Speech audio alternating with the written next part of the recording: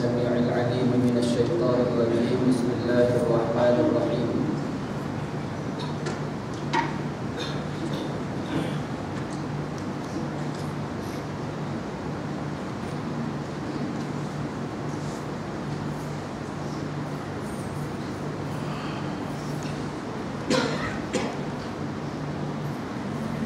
Alhamdulillah Rabbil Alamin. Nahmaduhu wa nasta'inuhu wa nastahdihi wa nastaghfiruh wa na'udzu billahi min shururi anfusina wa min sayyiati a'malina.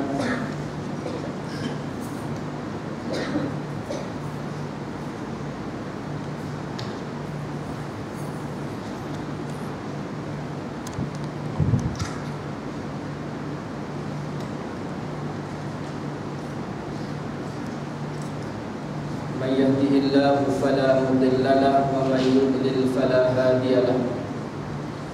أشهد أن لا إله إلا الله وحده لا شريك له وأشهد أن سيدنا محمدا عبده ورسوله.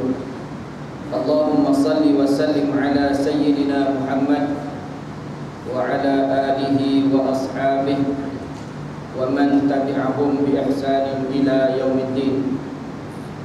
سبحانك لا علم لنا إلا ما علمتنا إنك أنت العليم الحكيم.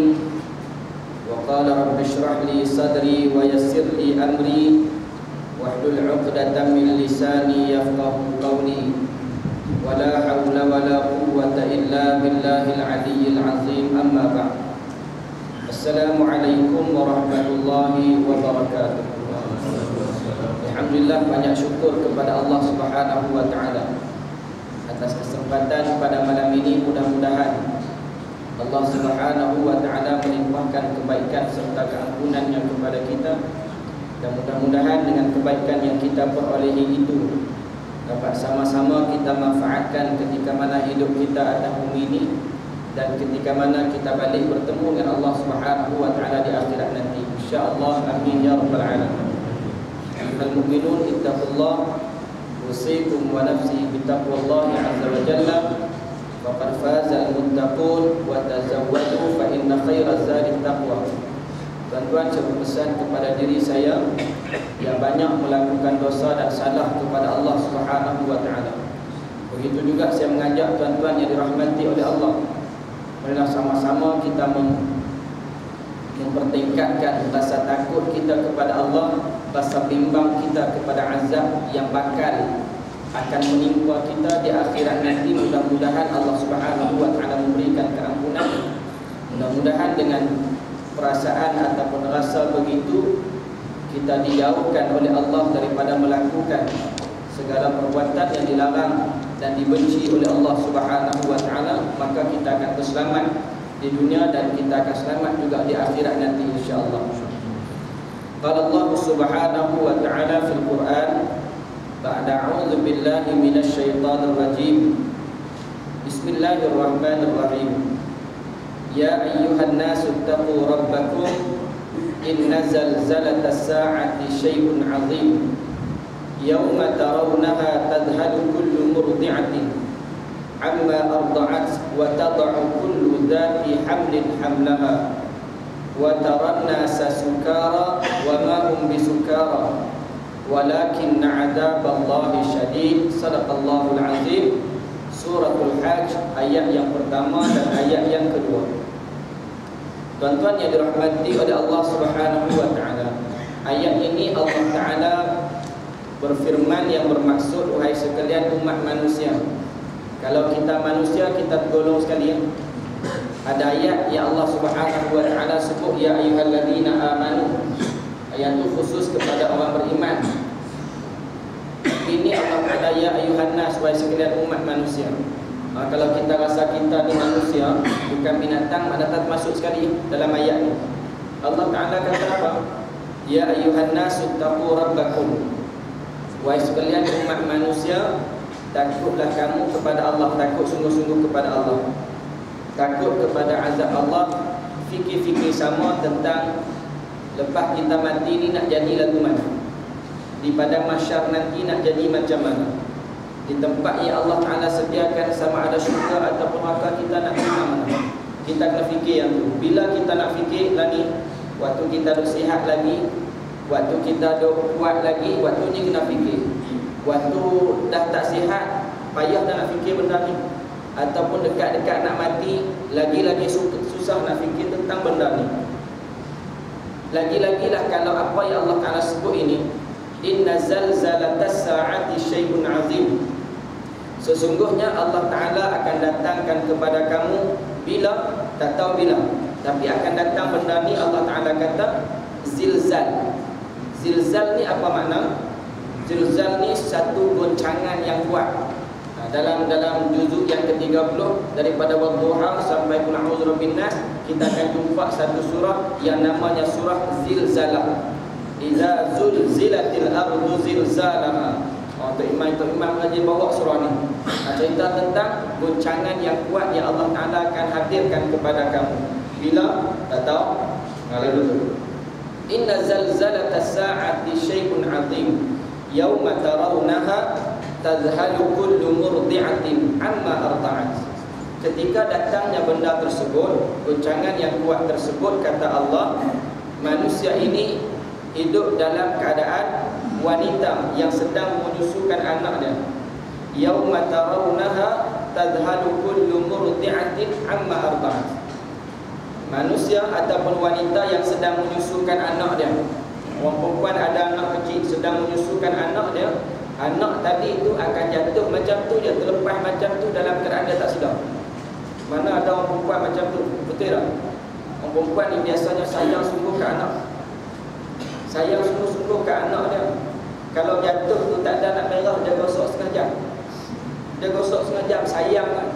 Kadang rentuk sikit je, tinggal masak sampai hangit, tak apa main gosok anak. Pengalaman pagi tadi, nak masak nasi bubuk kat anak, last kali hangit pasal apa? Anak jatuh sikit ni. Lagi sayangnya kat anak, tak nak anak ni jadi lebam ataupun jadi merah. Sayangnya kat anak sampai ke tahap macam tu, kita sapu, kita gosok anak ni. Tapi bila terjadinya perkara tersebut, peristiwa tersebut, anak tadi akan dilepas macam tu saja. Dalam keadaan sedang menyusukan anak tadi dilepaskan macam tu saja. Mana mungkin seorang perempuan akan buat macam tu. Wa tad'u kullu dhati hamlin hamlaha. Kemudian orang perempuan yang sedang hamil, yang sedang mengandung, berguguran macam tu dalam keadaan dia tak sedar. Mana mungkin nak beranak ni sakit, mana dah tak sakit salin. Orang kata ustaz, itu yang hak luar nikah biasa je depa salin. Memang betul. Mungkin depa tak sakit di sini tapi sakit juga. Tapi nak cover malu punya pasal tak apa. Malu lebih besar daripada sakit nak melahirkan anak. Tuan-tuan, di hospital Sungai Buloh boleh dikatakan setiap hari ada kelahiran luar nikah. Di hospital Sungai Buloh 2-3 hari lepas, budak baru umur 16 tahun. Mula-mula dibagi tahu kata gastrik, sakit perut. Bila dicek oleh doktor, rupanya ada benda. Rupanya ada budak. Dok tengok-tengok ada budak. Bapak kata sakit perut. Isteri saya bertugas ONG di situ. Jadi bahagian sakit puan, beranak apa semua ni, bahagiannya boleh dikatakan setiap hari. Di mana? Di hospital Sungai Buloh. Tuan-tuan. Tetapi apabila terjadinya peristiwa ini, kata Allah Subhanahu wa taala, wa tad'u kullu dhati hamlin hamlaha wa taranna sasukara. Orang perempuan yang sedang hamil boleh berguguran macam tu dalam keadaan dia tak sedar. Dan kehidupan umat manusia ketika itu, kata Allah, dalam keadaan huru hara, seolah-olah orang yang mabuk. Wa taranna sasukara, depa ni huru hara seolah-olah orang yang mabuk. Wa ma hum bisukara, sedangkan mereka bukannya mabuk. Depa tak mabuk pun, tetapi jadi seolah-olah orang yang mabuk. Tuan-tuan pernah tengok orang mabuk macam mana? Dia punya pening ni macam saya dengar pening ni, sakit kepala. Daripada kedah ni, daripada baling. Sehingga sekejap di rumah dirawat, letak anak, letak bini, siap-siap buka baju, mai sini pula. Tertinggal pula smart type, Allah Akbar, pintu punya pajak. Sakit kepala dah satu dah, tertinggal pula smart type, gatai pergi letak bawah, gatai pergi buat turun, malah gitu. Tuan-tuan dirahmati Allah Subhanahu wa taala, manusia manusia hidup dalam keadaan huru-hara macam orang yang mabuk. Wa ma hum bisukara, sedangkan mereka bukannya mabuk. Habis itu pasal apa jadi macam tu? Mereka jadi macam tu kerana masing-masing nak menyelamatkan diri sendiri. Masing-masing nak menyelamatkan diri sendiri. Tuan-tuan cuba bayangkan kalau bom jatuh, ketepung jatuh, orang ramai waktu tu jadi macam mana? Masing-masing nak selamatkan diri. Tak kira dah kamu selamat ke kamu tak selamat, asalkan aku selamat. Kalau tu manusia hidup dalam keadaan macam tu. Sedangkan mereka bukan mabuk, tapi jadi macam mana orang mabuk. Walakinna azaballahi syadid, akan tetapi yang terjadi itu kata Allah merupakan azab daripada Allah, merupakan peringatan daripada Allah yang sangat-sangat hebat, yang sangat-sangat dahsyat. Tuan-tuan yang dirahmati Allah Subhanahu wa taala, saya ada pengalaman bersama dengan orang yang mabuk. Waktu belajar dulu, biasanya petang-petang ni main takraw. Biasanya petang-petang main takraw. Main takraw kita buat turun ayam satu botol ni. Abang nak minum, dahaga minum. Ada seorang kawan ni daripada Johor, belajar di Pulau Pinang. Dia tak bawa ayam. Tiba-tiba habis main letih. Kita ni semua pakat naik asrama, mandi-mandi sembahyang maghrib. Dia tak naik lagi, masuk dulu kedai Cina. Masuk kedai Cina beli ayam putih. Lagu tu. Kita naik asrama, mandi-mandi semua maghrib berjamaah. Kemudian makan nasi, kemudian salat Isyak. Selesai salat Isyak, wirid zikir pun semua, dia tak naik lagi. Kita pun heran, mana budak ni? Ada kawan kata, cuba pergi tengok kat tempat main tadi. Kita pun turun daripada asrama, turun tangga, tak ada nak sampai ke bawah. Tengah tu dia tengah duduk tidur. Tu, hak yang lambat tadi tu tengah duduk tidur kat tengah tangga tu. Kan tangga naik macam tu, jadi macam tu, dia naik semula. Ada tidur kat tengah tu. Kita pun pergi tunjuk dia. Pasal apa tidur tadi? Kalau nak tidur pun naiklah atas. Tahu dia kata apa? Atas mana lagi? Aku duduk tidur dalam bilik atas katil dah ni. Nampak duk kacau pasal apa? Bila dia cakap macam tu, kita tengok perhati tin ayak dia minum tu, rupa-rupanya arak. Rezeki dia minum arak. Tapi jadi lagu tu. Dia tak sengaja. Bukan nak kata rezeki macam mana, dia tak sengaja. Sekurang-kurangnya dia dapat rasa kita yang gagah ni. Sekali lagi tak apa, nak try tengok kan, mampu lagu mana. Harus pergi try, jangan. Dia nak buat macam mana, dia tak sengaja. Dia pergi beli tu tin warna orange, tapi dia tulis tak ingat ada apa, dia tulis tiger ke apa, tak ingat ada. Tapi memang pening sampai tidur kat tangga. Dia kata dia tidur atas katil. Tuan-tuan yang dirahmati Allah Subhanahu wa taala, itu orang yang mabuk. Keadaan umat manusia ketika mana Allah Subhanahu wa taala turunkan benda tadi, maka keadaan umat manusia lagu tu. Tuan-tuan dirahmati Allah Subhanahu wa taala, timbul persoalan. Datang ke belum benda yang Allah Taala cerita ni kat kita ni di Shah Alam ataupun di Malaysia ni, dah berlaku ke belum? Belum lagi. Betul tak? Belum lagi. Tak ada lagi. Kalau jadi sebelum ni tsunami di Aceh. Tsunami di Aceh, gegaran yang kuat sehingga mencetuskan tsunami yang besar. Habis lebih daripada ratusan ribu yang meninggal. Jadi anak yatim, janda semua ramai di sana. Tak saya pergi tengok. Tengok janda pun ramai di sana. Tuan-tuan dirahmati Allah Subhanahu wa taala. Tapi kalau nak janda baik, dibahang. Betul. Itu janda baik. Tuan-tuan dirahmati Allah Subhanahu wa taala. Nak ceritanya, Allah Taala tak bawa mai lagi benda tu kat kita. Allah Taala tak bawa mai lagi. Baru kena ke tepi-tepi kita dah. Kalau jadi pun gunung berapi di Indonesia. Kalau jadi pun gegaran gempa bumi yang kuat di Pakistan satu ketika dulu. Ingat tak? Tapi tempat kita ni Allah Ta'ala tak bawa mai lagi benda tu. Allah Ta'ala buat mai yang ringan-ringan je. Itu pun manusia dah tak tahan dah. Kemarau panjang, hilang kapal terbang, jerebu, itu semua Allah Ta'ala bawa mai kat kita. Betul tak? Hari ini dikhabarkan kata dah berakhirnya MH370. Seronok tuan-tuan bila berakhir ni. Bila berakhir ni, saya daripada Kedah tuan-tuan, buka radio. Mana-mana radio pun baca Quran, baca Al-Fatihah, baca doa, bagus tuan-tuan. Sebelum ni kalau nak dengar benda-benda yang kita duk dengar hari ni, yang saya dengar hari ni tuan-tuan, radio Aikin je. Itu pun selang-seli lama-lama sekali. Hak lain duk promote barangan. Barangan itu, barangan ni. Tuan-tuan rahmatullah subhanahu wa ta'ala. Hari ni boleh dikatakan semua radio baca doa, baca Quran, termasuk radio klasik. Tadi ni tekan sekali radio klasik nak main sini tuan-tuan. sebelum ni kalau radio klasik ni dengar lagu lama-lama. Tapi hari ni tuan-tuan banyak mengaji Quran, bagus. Bila jadi macam ni, manusia jadi sedar tuan-tuan. Manusia jadi sedar supaya kembali kepada Allah. Itu boleh memberikan ketenangan. Faham pun. Tapi sebelum ni kenapa kamu tak buat? Sebab kamu lalai.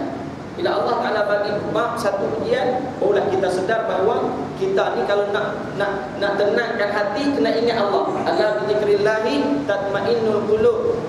Hati kita nak tenang, kena ingat kepada Allah Subhanahu wa Ta'ala. Tuan-tuan yang dirahmati Allah Subhanahu wa Ta'ala, kita kan orang yang beriman kepada Allah, betul? Kita ni tergolong di kalangan orang yang beriman. Bila kita ni tergolong di kalangan orang beriman, kalau muka surat yang pertama daripada suratul Baqarah cerita tentang benda yang gaib. Benda yang gaib. Di antara benda yang kita wajib percaya adalah benda yang gaib. Benda yang gaib ni kita tak nampak. Hebatnya Allah Subhanahu wa Ta'ala mengatasi kehebatan yang ada kepada kita. Kehebatan yang ada kita terbatas. Hebat bila mana pun kita tidak boleh menandingi kehebatan yang ada kepada Allah Subhanahu wa Ta'ala. Kita tuan-tuan bukan nak kata buat kapal terbang, taklah. Buat beras yang kecil tu. Beras tuan-tuan besar mana aja, kecil je. Betul tak ni? Beras kecil je. Kita mampu buat? Tak mampu. Tak mampu kita nak buat. Tu yang kita duk makan setiap hari. Setiap hari makan nasi, setiap hari makan nasi. Tapi beras tak boleh nak buat. Beras kita makan kecil je, pendek, dalam kecil, pendek pula. Lainlah kalau basmati nasi Arab kan. Tu agak panjang besar, tu basmati. Hak kita dah makan bas hidup. Itu pendek tu kan. Itu pun kita tak mampu nak buat, tak mampu. Air kita tak mampu nak buat. Habis itu persoalan, kenapa kita berani melanggar perintah Allah? Kita berani buat benda yang Allah Ta'ala larang. Muslimin dan muslimat yang dirahmati Allah Subhanahu wa Ta'ala, hari ini kecoh. Nak buat sembahyang jenazah ke tidak? Nak buat sembahyang jenazah ke tidak? Tidak? Kecoh hari ini. Nak sedekah Fatihah ke tidak? Nak sedekah Fatihah ke tidak? Tak confirm mati. Siapa yang boleh bagi confirm bahawa penumpang semua tu mati? Tak boleh. Cuma kenyataannya ialah penerbangan tersebut berakhir di lautan India. Itu je. Bahan putih tak ada lagi. Kalau nak boleh isytihar mati tuan-tuan selepas 4 tahun. Tapi boleh tak kita nak baca Fatihah? Boleh. Kita baca sebagai doa. Tapi jangan buat umum pula. Kita hadiahkan Al-Fatihah kepada mereka. Sebab Malaysia ni tuan-tuan, kita ni orang Melayu ni, bila sebut sedekah Fatihah ni confirm mati. Betul tak? Ghalibnya begitu. Bila sedekah Fatihah confirm mati. Jadi nak mengelak daripada kekeliruan, tak payah buat pengumuman. Anak baca Fatihah, baca masing-masing. Sebab sekali kalau kita kata Al-Fatihah, mati dah ke depan ni. Tuan-tuan yang dirahmati Allah Subhanahu wa Ta'ala, bila kita sebut kita ni orang beriman tuan-tuan, kita kena percaya juga kepada benda yang baik. Pelik tak bagi kita? Pelik. Saya sebelum ni saya pernah bagi tahu tuan-tuan, tapi tak tahu kuliah saya di mana. Saya kata insya-Allah 24 bulan confirm lah kita akan tahu. Saya pernah sebut macam tu, tapi tahu di kuliah mana tuan-tuan, tak ada rakaman pula. Saya kata 24 bulan insya-Allah diumumkan jumpa. Sama ada macam mana keadaan itu tak tahu, tapi 24 bulan. Tuan-tuan betul. Rupa-rupanya kemarin 24 bulan Najib umum sungguh. 23 bulan dah raya di Kajang. Tapi tak ada kaitan pun, tak ada kaitan. Cuma firasat saya bukan untuk bomo tuan-tuan. Saya bukan bomo, saya ingin saya tuan-tuan kata saya bomo je nama. Saya bukan bomo, topong pun tak ada tuan-tuan. Buku lagi lah tak ada. Buahnya ada lah sikit-sikit. Kalau nak dayung atas lantai tu bukan saya tuan-tuan. Tapi saya pernah sebut macam tu, 24 bulan confirm kita akan tahu. Alhamdulillah lah Allah Subhanahu wa Ta'ala bagi petunjuk kepada kita hari ini tahu sungguh. Cumanya berakhir saja di situ. Hidup ke mati wallahu Subhanahu wa Ta'ala alam. Pelik bagi kita tetapi tak pelik bagi Allah Subhanahu wa Ta'ala. Tuan-tuan pernah dengar satu kisah yang berlaku kepada Nabi Sulaiman alaihi salam dengan Ratu Balqis. Nabi Sulaiman alaihi salam menjadi pemerintah ketika itu yang berada di bawah dia bukan sekadar manusia, bahkan binatang dan jin. Ratu Balqis pula duduk di tempat lain dan menjadi pembesar juga. Nabi Sulaiman alaihissalam mengutus surat innahu min Sulaiman wa innahu bismillahirrahmanirrahim. Tuan-tuan, perkataan bismillah ketika mana Allah Ta'ala turunkan ayat ini.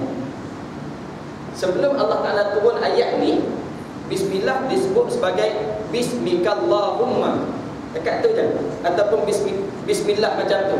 Bismillahirrahmanirrahim mengambil daripada apa yang Allah Ta'ala turunkan kepada kisah ni.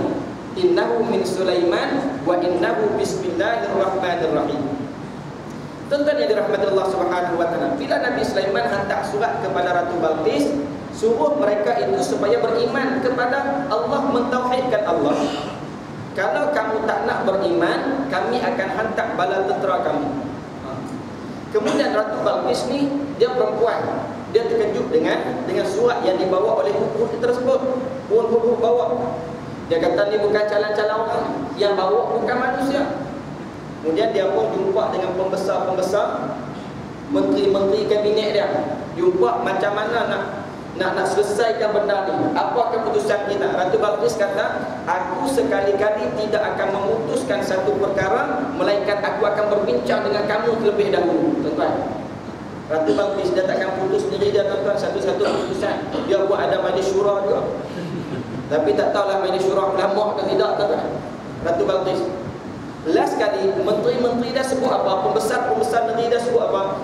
Dia kata, wahai Balqis, kamu buatlah apa-apa keputusan pun, kami bersedia untuk berkhidmat dengan kamu. Kita ada kekuatan, kita ada segala-galanya. Kami hanya tunggu kamu bagi arahan je, kami akan ikut. Dicerita dalam surah An-Naml. Tuan-tuan cari sendiri, saya tak sempat tadi. Dicerita dalam surah An-Naml. Lalu Balqis mengambil keputusan supaya hantar juga putusan daripada tempat dia pergi ke tempat ataupun istana Sulaiman. Pergi ke sana, bawa satu surat, bagi tahu kepada Sulaiman. Kemudian Ratu Balqis bukan sekadar bagi surat, satu lagi dia bagi hadiah. Apa yang ada di fikiran Ratu Balqis? Ratu Balqis beranggapan bahawa sekiranya kita bagi hadiah, maka Sulaiman akan jadi tawar hati, akan jadi bila terima hadiah ni jadi tak jadilah keputusan nak sebelum nak pergi serang, kita jadi baik semula lah. Ni tuan-tuan, ni cerdik tak cerdiknya Ratu Balqis. Dia kata, kalaulah Sulaiman ni sekadar pemerintah, maka dia akan terima hadiah yang aku bagi. Tapi kalaulah Sulaiman ini seorang nabi dan seorang rasul, dalam masa sama dia pemerintah, dia tidak akan terima hadiah yang aku bagi. Tuan-tuan yang dirahmati Allah Subhanahu wa taala, maka utusan tadi sampai kepada tempat Sulaiman, maka bawa benda tadi kepada Sulaiman. Sulaiman suruh patah balik. Nabi Sulaiman suruh balik, irji' ilaihim, pergi balik kepada kaum kamu, aku takkan terima. Jangan kamu sangka dengan apa yang kamu bagi ini, pemberian yang kamu bagi ini, aku akan tunduk kepada kamu, aku akan sokong kamu. Tidak. Kamu nak bagi apa kat aku? Nak bagi duit 1,200, boleh, aku ambil. Kalau kita, tuan-tuan, nak bagi berapa? 600, tolak 50 insurans, tinggal 500,500. Kalau kita, tuan-tuan, ambil. Nabi Sulaiman tak ambil, tuan-tuan. Nabi Sulaiman tak ambil. Nak ambil boleh lah, boleh. Tapi takut bila kita ambil jadi tak tergamuk. Kita begitu. Kita bila ambil, tuan-tuan, dia jadi tak tergamuk selalu. Nak pula lama-lama sekali. Kalau haknya setiap hari tak apa, haknya lama-lama sekali, tuan-tuan, jadi tak tergamuk. Ni Ratu Balqis dah fikir dah benda ni. Nak melemahkan seseorang, bagi hadiah, bagi benda, manusia akan lemah. Kalau Sulaiman ini seorang nabi dan rasul, dia tidak akan mengalah dengan pemberian yang aku bagi. Tiba-tiba bila utusan Balqis itu bawa balik semula pemberian tadi itu, terkejut Ratu Balqis bahawa ini bukan calon-calon orang. Ini bukan calon-calon orang. Tuan-tuan yang dirahmati Allah Subhanahu wa taala, bila Balqis tengok macam tu, kalau macam tu kita pergi jumpa sendiri. Aku sendiri nak pergi jumpa Sulaiman. Aku sendiri nak pergi jumpa Sulaiman. Bila dia kata dia nak pergi jumpa Sulaiman, maka menteri-menteri kabinet akan buat persiapan, akan pergi sekali. Maka kelengkapan tuan-tuan pengawal saja 12,000 orang. 12,000 orang akan mengiring Ratu Balqis ini sampai kepada Sulaiman. Nabi Sulaiman pun merancang juga, mereka nak main, kita nak buat macam mana? Tuan-tuan yang dirahmati oleh Allah Subhanahu wa taala, maka berlakulah satu benda yang nak ditunjuknya, ialah nak ditunjukkan kekuasaan Allah Subhanahu wa taala. Maka Nabi Sulaiman memberikan tawaran kepada penduduk-penduduk dalam negeri dia. Penduduk dalam negeri Nabi Sulaiman ini bukan setakat manusia, bahkan jin dan binatang semua duduk bawah kekuasaan Nabi Sulaiman. Bila Nabi Sulaiman bagi tawaran, siapa-siapa yang boleh alihkan istana Ratu Balqis yang berada di Yaman supaya letak di tempat kita ni di Palestin. Tuan-tuan dirahmati Allah Subhanahu wa taala, bila ditawarkan begitu, jin Ifrit hak tamu mengaku, aku sanggup. Jin Ifrit kata, Jin Ifrit kata aku sanggup. Istana tuan-tuan kecil ke besar? Besar. Cuba tuan-tuan tengok istana kat Jalan Duta besar. Besar. Istana ni mana ada kecil? Istana tak ada yang kecil. Kalau kecil orang tak panggil istana.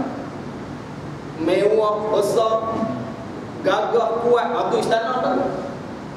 Jeffrey kata, wahai Sulaiman, aku sanggup melaksanakan tugas ini sebelum Nabi Sulaiman duduk atas kerusi. Sebelum kamu turun daripada kerusi, istana tadi akan sampai di depan kamu. Orang lagu tu pantas ke tidak? Pantas lah. Duduk atas kerusi, turun sebelum sampai bawah, istana sampai. Ifrit tuan-tuan. Ifrit kita nampak tak? Tak nampak. Jin kita nampak tak? Tak nampak. Jin Samsusi nampak. Jin kita tak nampak tuan-tuan. Tapi mereka ada tak? Ada. Mereka ada. Jin ada. Jin ada. Cuma kita tak nampak. Kalau kita nampak jin tuan-tuan, jenuh tuan-tuan, menjerit. Takut tuan-tuan. Mereka muka bukan macam kita. Kalau handsome macam hadut depan ni, okey lah juga. Tapi kita pun tak nampak muka macam mana apa semua. Tak nampak. Kemudian bangun pula seorang hamba Allah, manusia. Tadi jin, ni manusia pula bangun. Bila manusia bangun, yang namanya Asif bin Barkhiyah, disebut dalam kitab Ihya Ulumuddin ada, dalam tafsir Ibnu Katsir pun ada cerita ni. Ketika mana menafsirkan satu ayat daripada surah An-Naml, saya tak ingat ayat berapa, tuan-tuan rujuk sendirilah. Asif bin Barkhiyah ni, dia bangun, dia kata, wahai Sulaiman, aku boleh bawa. Dan kepantasan yang aku akan berikan, bawa benda tadi sekelip mata. Kamu kelip mata, sebelum kamu buka benda tu sampai lah. Kalau mana lebih hebat? Hak duduk atas kursi turun bawah dengan kelip mata tuan-tuan, mana hebat? Kelip mata hebat lagi. Tuan-tuan, benda tu berlaku sungguh. Benda tu berlaku sungguh. Asif bin Barkhiyah ni seorang yang banyak melakukan dosa kepada Allah sebelum tu. Dia ni orang yang banyak melakukan dosa. Tetapi dia bertaubat di atas dosa dia tuan-tuan. Dia mengadu kepada Allah, wahai Tuhan, aku bertaubat, tetapi kamu tak terima taubat aku. Aku berdoa, kamu tak perkenankan doa aku. Banyaklah dia mengadu kepada Allah. Akhirnya Allah Taala terima taubat dia. Bila dia berdoa kepada Allah Subhanahu wa taala dengan apa yang dia nak ni tuan-tuan, benda tu terjadi sungguh. Benda tu terjadi sungguh. Maknanya Ifrit kalah dengan manusia. Ifrit kalah dengan manusia yang berilmu. Tuan-tuan dirahmati Allah Subhanahu wa taala. Sebab itu sehebat mana pun jin tuan-tuan tidak boleh menandingi ilmu yang ada kepada manusia. Sebab itu kita nak orang kata apa? Nak belajar dengan jin, jangan tuan-tuan. Nak berguru dengan jin, berguru dengan manusia. Manusia lebih hebat daripada jin. Nak guru dengan jin tuan-tuan, boleh tangkap jin lah, boleh tangkap hantu lah, boleh teropong lah. Tuan-tuan, macam-macam tuan-tuan. Boleh percaya. Kalau tak percaya sekali je tuan-tuan dia akan buat. Tapi ni jadi 2 kali. Mula-mula teropong, lepas tu buat main 3 duduk 3 orang berkaya pula tuan-tuan atas tu. Kalau tak percaya sekali, tu ada kenyataan pula, bomoh tak salah. Siapa dia? Menteri agama tuan-tuan. Bukan orang biasa. Muslimin dan muslimat yang dirahmati Allah Subhanahu wa taala. Maknanya kalau nak berguru dari sudut perubatan ke apa kan, berguru dengan manusia. Jangan sekali-kali berguru dengan jin. Sehebat mana pun jin tidak boleh menandingi kehebatan yang ada kepada manusia. Ini bukti dia. Muslimin dan muslimat yang dirahmati Allah Subhanahu wa taala, maka tuan-tuan benda itu terjadi sungguh. Istana yang berada di Yaman sampai ke Palestin dalam sekelip mata. Dalam sekelip mata. Tiba-tiba tuan-tuan rahmatullah subhanahu wa ta'ala, bila Balqis sampai, Nabi Sulaiman pun cerdik juga. Dia kata, kamu kalau boleh dia arahkan orang dia supaya ubah sikit, ubah suai sikit istana tu bagi Ratu Balqis ni tak perasan. Bagi Ratu Balqis ni tak perasan. Dia ubah sedikit. Bila sampai Ratu Balqis, terkejut dia tengok ada istana dari situ. Tetapi nak mengaku kata ni istana aku, malulah kepada Sulaiman. Sulaiman ni orang yang bawa risalah, kita tak beriman kepada dia, takkan kita nak percaya apa yang dia buat ni. Nak mengaku kata hak dia tak berani. Tapi tengok-tengok macam dia orang tu. Tuan-tuan rahmatullah subhanahu wa ta'ala, maka dibawalah Balqis ini masuk dalam istana. Panjanglah cerita tuan-tuan. Cuma nak ceritanya bahawa kekuatan yang ada kepada manusia, ilmu yang ada kepada manusia lebih hebat daripada apa yang ada kepada jin. Dan kalaulah satu-satu itu pelik kepada kita, benda tersebut tidak pelik kepada Allah. Satu-satu benda itu mustahil bagi kita dan tidak mustahil bagi Allah subhanahu wa ta'ala. Muslimin dan muslimat yang dirahmati Allah subhanahu wa ta'ala, cuma bagi kita orang yang berakal, ya Allah Ta'ala kurniakan akal, maka berimanlah dengan qada dan qadar Tuhan. Salah satu daripada rukun iman, rukun Islam ada 5 selesai. Rukun iman ada 6. Salah satunya ialah percaya kepada qada dan qadar. Qada dan qadar ini adalah ketentuan Allah. Bila ianya ketentuan Allah, kita kena terima, baik ataupun buruk. Tuan-tuan yang dirahmati Allah subhanahu wa ta'ala, bila kita beriman kepada qada dan qadar, fungsinya sangat-sangat menarik dalam diri kita yang betul-betul beriman kepada qada dan qadar. Kalau kita sekadar sebut aku percaya kepada qada dan qadar, dia tak memberi kesan. Tapi mesti ada fungsi dia. Fungsi dia yang pertama, tuan-tuan dirahmati Allah subhanahu wa ta'ala, saya tengok dalam buku Khamsuna wasiyah min wasaya ar-Rasul sallallahu alaihi wasallam lin nisa. Di antara fungsi keimanan kita kepada qada dan qadar, tuan-tuan, yang pertamanya dapat menghantarkan orang yang beriman kepada qada dan qadar itu satu keyakinan dalam hati dia. Bila kita betul-betul beriman kepada qada dan qadar, maka Allah Ta'ala akan hantar satu keyakinan dalam hati kita. Keyakinan terhadap apa? Terhadap kehidupan kita ni akan menjadi satu kehidupan yang tenang, yang selesa. Jadi tak gelabah, tuan-tuan. Bila kita yakin dengan qada dan qadar, kehidupan kita ni jadi tak gelabah, jadi tak huru hara, jadi biasa, jadi tenang saja. Sebab apa jadi macam tu? Kerana dia tahu bahawa segala sesuatu yang telah ditentukan oleh Allah pasti akan terjadi. Tidak ada alasan untuk meragukan dan menolak satu-satu benda tadi. Tuan-tuan, bila kita yakin sungguh, keyakinan itu ada dalam diri kita, maka kita akan jadi manusia yang cukup tenang, manusia yang selesa dengan hidup dia dan tak gelabah. Walaupun hilang kapal terbang, walaupun nak main jerebu, walaupun nak main kemarau yang panjang, dia tidak ada masalah. Sebab apa? Dia tahu bahawa benda satu-satu benda yang terjadi itu pasti Allah Subhanahu wa ta'ala berikan peringatan kepada kita. Kalau lah satu-satu benda itu kita tak suka, macam panas kita tak suka, tuan-tuan. Betul tak? Kita panas kita tak suka. Sebab tu dalam surau ni ada aircon, tak cukup dengan aircon, ada kipas, tak cukup pasang aircon, pasang kipas. Sebab apa? Kita tak boleh kalau panas. Kita tak boleh kalau panas. Tanya orang isap okok pun dia tak suka panas. Walaupun ada isap tu api. Ada isap tu api, tapi kalau tanya dia nak panas, tak mau. Mana ada okok yang tak kena api bagus? Curut mungkinlah. Tuan-tuan rahmat Allah subhanahu wa ta'ala, minta maaflah kalau orang isap okok. Tapi alhamdulillah kalau orang main suruhan dia tak isap okok, tuan-tuan. Betul? Dia nak isap okok pun di luar. Sebab apa dia tak isap okok dalam surau, tuan-tuan? Sebab surau ni ada hidayah. Sebab surau masjid ni ada hidayah. Betul tak? Surau masjid ada hidayah, tuan-tuan. Sebab tu orang yang tak pakai tudung pun bila dia main surau dia pakai tudung. Orang yang isap okok bila dia duduk dalam surau dia tak isap okok, tuan-tuan. Kadang-kadang semayang, tuan-tuan, okok duduk atas ni. Semayang okok duduk bukit atas, tuan-tuan. Sujud okok jatuh, tuan-tuan. Agak-agak okok macam mana? Dan kait macam tu, tuan-tuan, biar masuk dalam kain dia. Malu dia. Kalau dia bangun daripada sujud, tuan-tuan tengok rokok, Allah malu sangat, tuan-tuan. Betul, tuan-tuan. Kadang-kadang nak isap rokok, kalau rokok di atas ni, dia buat pokok ketat. Nak bagi tak jatuh. Sebab apa? Kalau jatuh besar. Besar malu yang besar. Malu, tuan-tuan, malu. Tapi tuan-tuan, kalau duduk di restoran, duduk di kedai makan, duduk di kedai makan, orang yang sama duduk pula dengan Tok Imam duduk sebelah, tuan-tuan. Dia tak suka. Siap buat pula rokok tak tepi lagi. Semua kau Tok Imam tu, rokok. Tapi Quran surau, tuan-tuan, yang malu. Sebab apa? Surau ni ada hidayah. Kedai makan tak ada hidayah, tuan-tuan. Melainkan pelanggan, melainkan tukang ataupun tuan kedai ataupun pelayan tu nama hidayah. Baru ada hidayah. Tuan-tuan.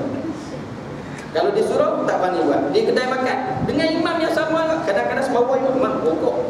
Saya belanja. Tuan-tuan dirahmati Allah Subhanahu wa taala. Manusia memang tak tahan dengan panas, tak tahan kita.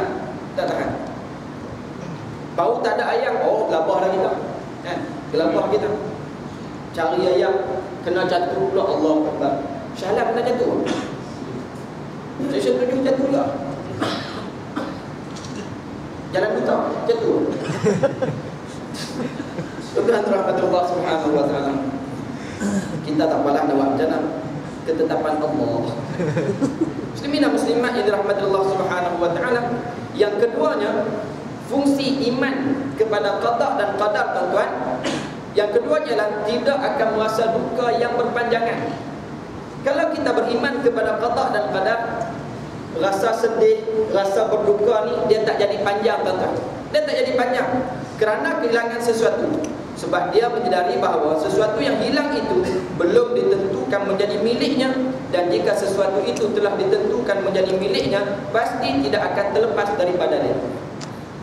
Kalaulah satu-satu benda itu jadi milik kita, memang milik kita, ketentuan Allah milik kita, dia tak akan pergi mana. 15 hari berlalu, dia akan balik semula, tuan-tuan. Dia akan balik semula. Dia akan balik semula. Kalaulah benda tadi bukan hak kita, ahli keluarga kita ada sama dalam kapal itu, Allah Ta'ala kata setakat tu je hak kamu, lebihnya kami akan ambil. Maka tuan-tuan, hantar pilah kelengkapan yang hebat ke mana pun, hantar pilah kapal paling canggih pun, satelit paling canggih pun, ia dia tidak akan kembali. Yakin yang tu. Bila yakin yang tu, barulah kita tak jadi kala, barulah kita tak jadi sedih yang berpanjangan. Baik, muslimin dan muslimat yang dirahmati Allah Subhanahu wa taala. Yang ketiganya, fungsi yakin dengan qada dan qadar juga dapat mengawal, dapat menjadi pengawal dan pengendali supaya kamu tidak terlalu gembira terhadap apa yang kamu miliki berupa harta benda, anak maupun kedudukan, kerana kamu menyadari bahawa semua itu adalah kurnia daripada Allah dan kuasa daripada Allah Subhanahu wa taala. Tuan-tuan, kalaulah kita yakin sungguh, beriman sungguh yang keenam daripada rukun iman itu, tuan-tuan, kita yakin sungguh, maka tuan-tuan, segala yang ada kepada kita, kita jadi tak kisah sangatlah. Benda tu, keyakinan itu boleh mengawal diri kita, boleh mengendalikan diri kita, supaya kita ni tak terlalu sayang kepada benda yang ada kepada kita. Tuan-tuan dirahmati Allah Subhanahu wa taala, kalau kita sayangkan harta kita sebagai contoh, sayang harta, saya sayang harta, tuan-tuan. Bukan kata tuan-tuan, saya sayang harta, pantang calak sikit di kedai tu. Ini cepat sakit mata tengok benda lagu tu. Asal kita sayang. Tapi bila benda tadi, keyakinan itu mengawal diri kita, tuan-tuan, kita jadi tak kisah sangat. Kita jadi tak kisah sangat. Pak calak sikit. Cala ni, tuan-tuan, luar ke dalam? Biasa kalau cala ni luar ke dalam? Luar, mana ada dalam? Betul tak? Kalau kita tak kisah, tak apalah luar, aku bukan tengok sangat, aku duduk dalam. Betul tak? Tengok sport ring ni rasa macam nak buka sport ring. Kita bawa, kita akan nampak sport ring kita. Bukan ada orang bawa kita tengok dulu. Tak ada sangat. Kita duduk dalam. Betul tak? Lawa tak lawa, orang lain tengok. Kita kalaulah benda tadi, keyakinan tadi tidak ada dalam diri kita, dia tak kawal kita, tuan-tuan, maka kita akan jadi sayang yang berlebih. Sebab tu benda ni mengajar kita supaya kamu jangan terlalu gembira sangat dengan apa yang ada kepada kamu. Bila-bila masa saja Allah Ta'ala boleh ambil. Bila-bila masa saja Allah Ta'ala boleh ambil. Muslimin dan muslimat yang dirahmati Allah Subhanahu wa taala, Kalaulah ikut kemahuan kita tuan-tuan, kita tak naklah benda tu hilang. Kita tak naklah anak adik-adik kita hilang. Kita tak naklah mangsa-mangsa ni mati. Betul tak? Kalau ikut kehendak kita, pilah tanya siapa pun, dia akan jawab macam tu. Tak nak. Tuan-tuan dirahmati Allah Subhanahu wa taala. Yang keempatnya, bila ada keyakinan itu, keimanan kepada qada dan qadar itu dalam diri kita, ianya akan mendorong kita untuk mengamalkan yang baik yang telah diperintahkan dan meninggalkan yang buruk yang telah dilarang oleh Allah Subhanahu wa taala, supaya kamu menjadi tenang kerana menyadari bahawa sesuatu yang telah ditentukan oleh Allah itu yang akan terjadi, yang tidak ditentukan Allah maka dia tidak akan terjadi. Tuan-tuan dirahmati Allah Subhanahu wa taala. Bila kita yakin sungguh dengan qada dan qadar ni, kita tak berani nak buat benda yang Allah Taala larang, tak berani. Tak berani kita. Ini tuan-tuan, dalam keadaan jadi macam ni pun kita berani lagi tuan-tuan. Mula-mula kerahkan semua pakat sembahyang hajat belakang. Sembahyang hajat, baca Yasin, munajat, semua masjid diarahkan supaya buat solat hajat, berdoa supaya jumpa MH370 ni. Betul tak? Saya pun buat, tuan-tuan pun buat, yakinlah kita buat belakang. Tapi tuan-tuan, jelas-jelas kita gairah nak buat tu, main pula benda-benda khurafat yang kita semua sedia maklum, tak payah cerita dah. Tak cukup dengan tu, ngaku terhenti setakat tu je. Main pula kali yang kedua, lagi pelik, mengalahkan piramidi tuan-tuan. Piramidi bawa tingkat je tuan-tuan. Tak ada dayung, tak ada bonyok, tak ada laga, tapi piramidi terbang cukup. Tapi filem lah, drama, filem. Hak yang kita tengok ini realiti tuan-tuan. Realiti. Macam mana Tuhan nak makbulkan doa? Ingat kau terhenti setakat tu je. Mai pula lepas tu konsert di Bukit Jalil. Bukit Jalil Malaysia, bukan Indonesia, di Malaysia. Hak yang terjadi benda-benda di Malaysia juga. Perdana Menteri pun yang sama juga tuan-tuan. Benda-benda mungkar. Kita berani buat benda yang Allah Taala larang. Macam mana Allah Subhanahu wa taala nak makbulkan doa kita? Ingat tuan-tuan, bila Nabi Adam AS dalam syurga, Allah Taala kata, "Wala taqraba hadhihi syajarah." Jangan kamu hampiri pokok ni. Hampir pun tak boleh tuan-tuan. Apatah lagi kalau makan. Makna tuan-tuan, benda yang Allah Taala larang ni, hampir pun kamu jangan. Ini bukan hampir tuan-tuan, buat terus. Dikhayalkan dengan dada, kemudian dikhayalkan dengan arak, pergaulan bebas, pakai tuan-tuan seksi. Mana ada pakai jubah di situ? Tak ada pakai jubah di situ. Mereka pakai jubah ni sembahyang hajat. Sembahyang hajat, baca Yasin pakai jubah. Kemudian program selawat pakai jubah kat tuan-tuan. Walaupun tak pernah pakai jubah. Betul? Tak pernah pakai songkok putih, kopiah putih, pakai kopiah putih tuan-tuan. Muslimin dan muslimat dirahmati Allah Subhanahu wa taala, kita bercampur habis antara benda baik dan benda yang mungkar. Bercampur tuan-tuan. Hari ini rasmi joget orang perempuan, puteri tuan-tuan, joget. Habis pakat joget tuan-tuan. Esok tu ya hanana, ya hanana, lagu tu pula boleh campur orang yang sama. Macam mana Allah Subhanahu wa taala nak makbulkan doa? Kita mengharapkan Allah dalam masa yang sama kita buat benda yang Allah Taala larang. Kita mengharapkan pak kita dibeli kereta kat kita, dalam masa yang sama kita tak nak ikut cakap pak kita. Ada nak dapat kereta. Muslimin dan muslimat yang dirahmati Allah Subhanahu wa taala, yang terakhirnya di antara fungsi keimanan kita kepada qada dan qadar ini ialah jika kamu menyedari bahawa apapun bentuk musibah yang menimpa kamu itu lantaran beberapa sebab, maka untuk langkah selanjutnya sudah seharusnya kamu selalu berusaha untuk menjauhkan diri daripada melakukan sebab-sebab tersebut. Di antara sebab Allah Taala turunkan bala apa dia? Tangan kita melakukan dosa kepada Allah. Dalam surah Al-Qasas ayat yang ke-59, Allah Subhanahu wa taala sebut bahawa Allah Taala tidak akan sekali-kali menurunkan satu bala bencana kepada kamu, melainkan sebelum itu Allah Taala utuskan orang yang memberikan peringatan. Kalau dulu Nabi memberikan peringatan kepada umat, hari ini orang yang memberikan peringatan tetap ada tuan-tuan. Selepas Allah Ta'ala hantar orang yang memberikan peringatan kepada satu-satu penduduk, satu-satu negeri itu, penduduk itu tak terima peringatan yang diberitahu kepada mereka, maka waktu itulah Allah Ta'ala akan turunkan musibah ataupun bala disebabkan kezaliman yang kita buat. Kezalimannya apa? Kezaliman kamu tak ikut apa yang Allah Ta'ala ingatkan. Kita melakukan kezaliman kepada diri kita sendiri, bukan kepada orang lain, kepada diri kita sendiri. Muslimin dan muslimat yang dirahmati Allah Subhanahu wa taala, maka tuan-tuan, kalau kita nak betul-betul hidup kita ni selamat di hujung-hujung dunia ni tuan-tuan, maka jauhkan diri kamu daripada melakukan sebab dan asbab kepada turunnya benda yang Allah Subhanahu wa taala bala ataupun bencana yang kita sendiri tak suka benda tadi, maka jauhkan asbab ataupun musabab itu. Muslimin dan muslimat yang dirahmati oleh Allah Subhanahu wa taala, bila kita jauhkan, barulah Allah Subhanahu wa taala redha kepada kita. Kita kadang-kadang mengharapkan redha Allah. Kita berdoa, ya Allah, kurniakan redha. Kurniakanlah redha-Mu kepada kami, ya Allah. Kita nak mengharapkan amalan yang kita buat dan takut-takut kita tak dapat syurga Allah. Betul tak? Kita mengharapkan kasih sayang Allah, kita mengharapkan redha daripada Allah. Dalam masa yang sama, kita redha ke tidak dengan Allah? Kita mengharapkan Allah Ta'ala redha kepada kita. Persoalannya, kita redha ke tidak dengan Allah? Kalau kita redha kepada Allah, kamu kena redha, kamu jadi hamba. Allah Ta'ala itu Tuhan, Allah Ta'ala itu Tuhan. Bila kita redha macam tu, barulah terdetik dalam diri kita gairah nak buat benda yang Allah Subhanahu wa taala perintah. Muslimin dan muslimat yang dirahmati Allah Subhanahu wa taala. Itu cerita Malaysia. Hari ini tuan-tuan, kita dikejutkan lagi dengan 529 orang pimpinan Ikhwan Muslimin akan berdepan dengan hukuman gantung sampai mati.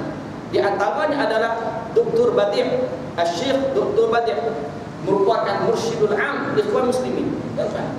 Dunia sungguh-sungguh tidak adil kepada kita, tuan-tuan. Dan itulah sunnatullah orang yang berjuang. Itulah sunnatullah orang yang berjuang. Kita pelik tak benda ni? Tak pelik, cuma rasa marah. Cuma rasa marah dengan ketidakadilan itu. Pelik sekali-kali tidak pelik. Kalau orang yang tidak berada dalam harakatul Islamiyah, mungkin dia akan pelik. Tapi kita berada dalam jemaah Islam ini, kita tak akan pelik benda tadi berlaku. Sebab apa?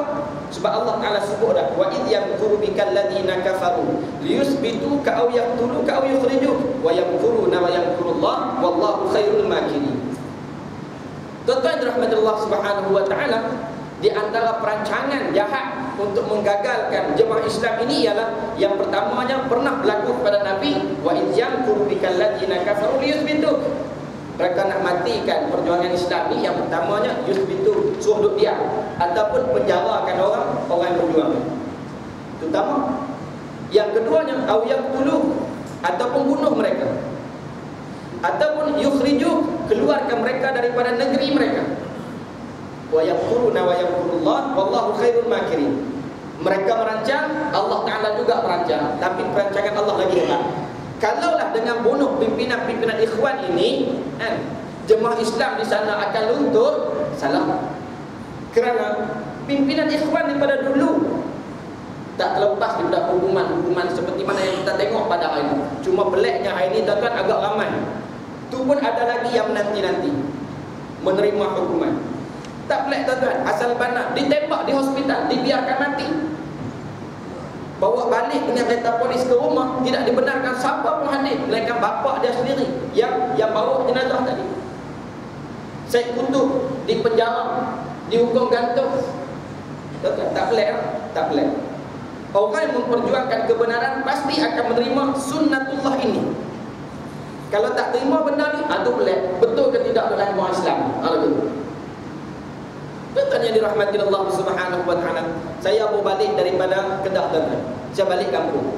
Kebetulan saya pergi ziarah rumah Al-Fadhil Ustaz Mak Lutfi. Kalau tuan-tuan kenal dia, mungkin dia pun pernah datang kuliah sini. Dia sekarang sedang berjihad di Syria, tuan-tuan. Saya sembang dengan ahli keluarga, cukup hebat keluarga orang majlis ni, tuan-tuan. Saya sembang dengan abang dia, saya sembang dengan bini dia, dengan anak dia, cukup hebat depa ni.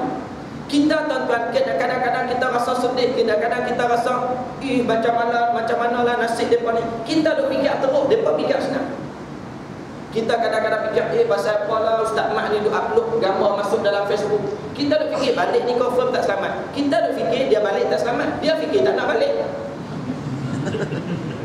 Isteri Isteri dia sendiri sebut tuan-tuan. Isteri dia doakan suami dan syahid. Allah Akbar. Kita tuan-tuan balik lambat sikit bini telefon dah. Kita balik lambat sikit bini telefon. Ini bini dah tak ada apa relax. Anak dah boleh duduk senyum main duduk sembang. Kita buat pergi sumbangan tuan-tuan adalah sumbangan 2-3 orang pakat bagi. Asatizah kita, dan saya pun ada umum dalam grup, antaranya grup Dr. Syihabuddin apa semua tu. Mungkin ada yang tengok gambar saya di rumah dia dengan abang dia tuan-tuan. Allah. Depa jadi tak. Jadi macam tak ada apa. Yang kita ni bising lah, yang macam mana lah depa ni. Kita ingat tak waktu Asisi serang Medan Raba'ah tuan-tuan. Kita sini punya kalut tuan-tuan. Betul tak? Depa orang yang nak mati syahid ni, depa seronok tuan-tuan. Depa memberikan dada-dada mereka. Tak sakit ke? Sakit tak sakit hanya mereka saja yang tahu. Dan saya pernah tanya arwah ayah saya sendiri.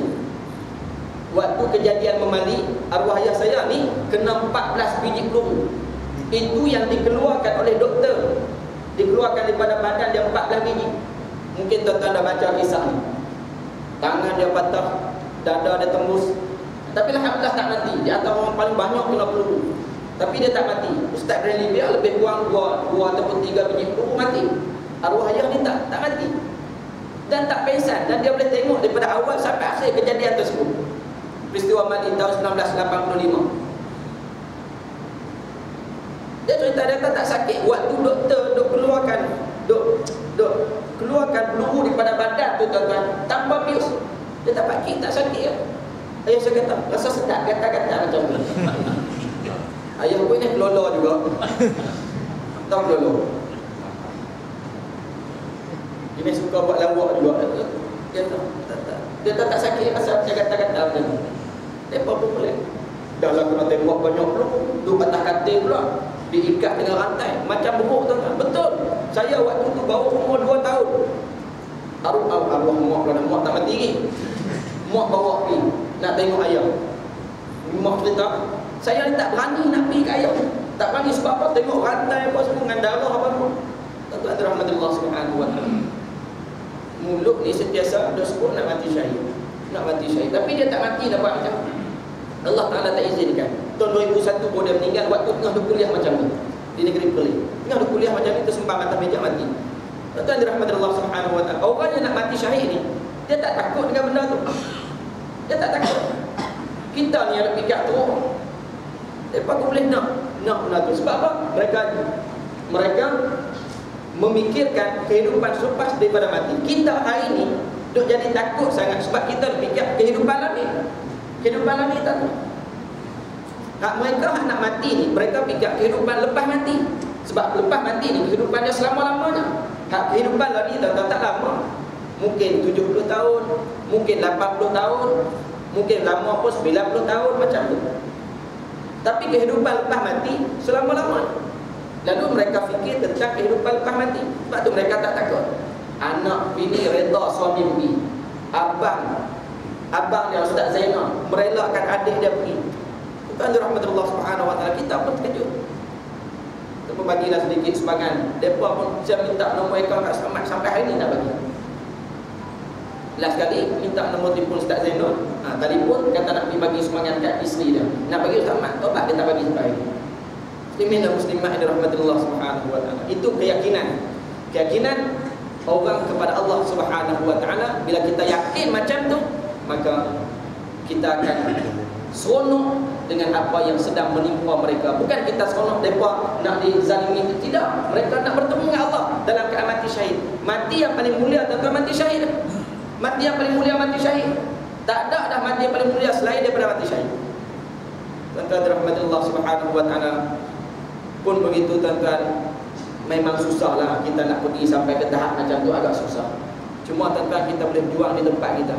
Berjuang meninggikan syariat Allah subhanahu wa ta'ala. Seperti mana dibuat oleh Nabi SAW, berjuang bagi meninggikan syariat Allah. Selagi mana syariat Allah tak tertegak tuan-tuan, selagi itulah kamu tidak mendapat kemuliaan daripada Allah. Bila syariat Allah subhanahu wa ta'ala ditegakkan, maka waktu tu kamu akan mendapat kemuliaan. Islam itu dinampakkan hebat oleh Allah subhanahu wa ta'ala. Muslimin dan muslimat yang dirahmati Allah subhanahu wa ta'ala, mudah-mudahan perkongsian kita pada malam ini memberikan satu kebaikan kepada kita, insya-Allah tuan-tuan. Ustaz Mat Lutfi ini dia bukan sekadar pergi ke sana, bukan sekadar meninggalkan isteri, tapi dia juga meninggalkan sekolah, tuan-tuan. Saya ni jarang sikit nak buat pengumuman ni, nak kutip dana saya cukup tak berkenan. Tapi abang dia minta juga. Abang dia minta supaya ustaz hari ini ustaz buat main sumbangan kepada isteri dia, kami terimalah. Kalau boleh, Ustaz Ahmad ni salah seorang daripada orang yang mencari dana untuk sekolah tu. Sekolah Al-Hidayah, Pondok Al-Hidayah Tembak Kuala Ketir ni. Tuan-tuan nak pergi, kalau nak pergi 5 hari bulan, 4 hari bulan ada program sana, tuan-tuan boleh pergi ziarah. Sekolah ni di antara orang mencari dana adalah Ustaz Ahmad. Hari ni Ustaz Ahmad tak ada, dia pun jadi orang kata apa, patah kaki lah. Adik dia Ustaz Maliki meninggal waktu Ustaz Ahmad di sana. Minggu lepas adik dia meninggal, Ustaz Ahmad di sana. Ni semuanya orang yang kuat sekolah ni meninggal. Adik dia meninggal, Ustaz Ahmad pula di sana yang bercita-cita nak mati, tuan-tuan tak nak balik. Saya tanya bini dia, Ustaz Ahmad ada berita nak balik? Tak ada. Dia kata dia takkan balik walaupun. Bini dah sedih ke tidak? Tak sedih, tuan-tuan. Allah, pelik betul. Kita ni nak, kita pergi tu nak dengar berita, mungkin confirm lah ni mesti aku teriaknya ni tisu ni duduk sedia dekat sini ni. Tuan-tuan, pipi tak jadi nak sedih. Sebab apa? Bini dia tak sedih, anak dia tak sedih. Bini dia sendiri keluar, anak dia sendiri keluar, terima sumbangan nak saya bagi, tuan-tuan. Allahu Akbar. Kita ingat pun, kita pun nak jadi sedih juga. Sedialah sapu tangan dengan tisu kat lampu kek ni. Sekali lagi kalau keluar air mata, kena sapu. Depa tak sedih takkan kita nak lebih-lebih. Tuan-tuan rahmatullah subhanahu wa ta'ala. InsyaAllah pada malam ni saya dapat umuman sikit. Kalau tuan-tuan nak bagi sumbangan untuk sekolah Sakmat, saya buka lah untuk tuan-tuan sama-sama. Lepas ni pakai tak buat dah, tuan-tuan. Inilah sebab permintaan hal itu. Saya pun balik pun sampai petang tadi, semalam pergi ziarah di Kuala Ketir dan sebagainya. Yang baik itu daripada Allah Subhanahu wa taala, yang lemah yang kurang daripada kelemahan diri sendiri. Aqulu qawli hadza wa astaghfirullahal azim li wa lakum wa lisairil muslimin wal muslimat wal mu'minina wal mu'minat fastaghfiruhu innahu huwal ghafurur rahim. Bismillahirrahmanirrahim. Allahumma ja'al jam'ana hadza jam'an marhuma wa Tuhan, jadikanlah pertemuan kami ini pertemuan yang mendapat rahmat-Mu. Wa tafarruqana min ba'dihi tafarruqan ma'suma, jadikanlah perpisahan kami selepas ini perpisahan yang terhindar daripada dosa. Allahumma rzuqna ilman nafi'an ya karim, wa Tuhan kurniakanlah ilmu yang bermanfaat kepada kami. Allahumma rabbana atina fid dunya hasanah, wa Tuhan kurniakanlah kehidupan kami di dunia ini baik, wa fil akhirati hasanah, dan di akhirat nanti baik, wa qina adzabannar, jauhkanlah kami daripada azab api neraka. Wa sallallahu ala sayyidina Muhammad wa ala alihi wa sahbihi wa baraka wa sallam, walhamdulillahi rabbil alamin. Wassalamu alaikum warahmatullahi wabarakatuh. Takbir.